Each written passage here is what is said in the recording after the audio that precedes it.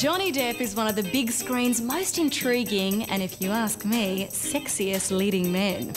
Eccentric and mysterious, he's a risk-taker, preferring to play outcasts and misfits, choosing roles based on their appeal to him rather than box office potential.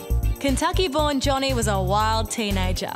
At 16, he left school to pursue a music career in his band The Kids, and hungry for a record deal, they moved to LA. Struggling to make ends meet, friend Nicolas Cage persuaded him to give acting a go. It was a good move, and he quickly made his film debut in Nightmare on Elm Street and Platoon. I can remember working on films like Platoon, you know, which is before the TV series even, where I'd rewritten Oliver Stone's dialogue, and he got a little peeved about it, but, you know, I mean, I was playing the character, it wasn't him, you know. So I've always kind of had a pretty strong opinion of the character in the film. I'm pretty honest about it, right up front. Next, Johnny landed a lead role in the TV series 21 Jump Street. Overnight, he became a teeny bopper heartthrob, a label that made him very uncomfortable. What I didn't understand when I started that thing was that sometimes that situation becomes a real assembly line thing. It scared me to death because suddenly people were stamping me with all these labels, and for me, for any actor, for any human being, it's really dangerous to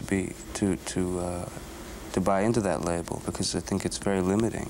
Keen to avoid being typecast as a pin-up pretty boy, he starred in John Waters' Cry Baby. It gave me a chance to make fun of labels and created images that people sort of put on me, and whether it's teen idol or it's young rebel or bad boy or whatever, it was important to make fun of it, of being labeled. On the back of that, Edward Scissorhands surprised and impressed audiences and gave Johnny the chance to show off his broad acting range. Playing the quirky recluse, Johnny had few lines, communicating mostly through body language and gestures. It was also the first time he worked with director Tim Burton. The pair have since become great friends, collaborating on 7 films so far. He does something different each time, and I mean, I feel like really great working with him because he's really interested in trying to find the right tone, and not everybody can do that, you know? I mean, the mixture of sort of heightened reality and humor and drama, to try to mix that together is not everybody can do that. Johnny has played many juicy characters, but I think the one that surprised us and excited us the most was the flamboyant and charming rogue Jack Sparrow, who we first met in Pirates of the Caribbean: The Curse of the Black Pearl. I was handed this opportunity to make something of this character, and there were a number of people who thought that I was nuts, you know. When we were writing Jack Sparrow the first time through, of course, we hadn't seen Johnny's performance, and we were writing this trickster, rogue, swashbuckler character.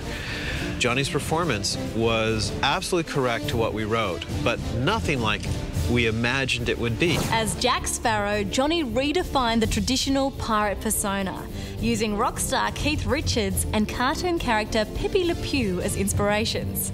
It proved a successful move, earning him an Oscar nomination for the part. Johnny admits he loves playing Jack Sparrow so much that he doesn't want to stop. And the good news is he'll be returning in the next Pirates of the Caribbean installment on Stranger Tides. Johnny Depp is one of my favourite actors.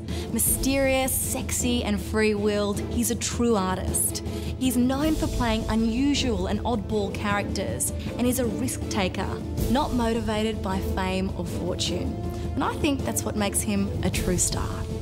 Stay tuned to Star Picks for all of the movies you know and the actors you love, broadcasting glorious high definition with 5.1 surround sound where available. For more of the best in entertainment news, check out your Movie Network channels. It's altogether better, on screen and at mnc.tv.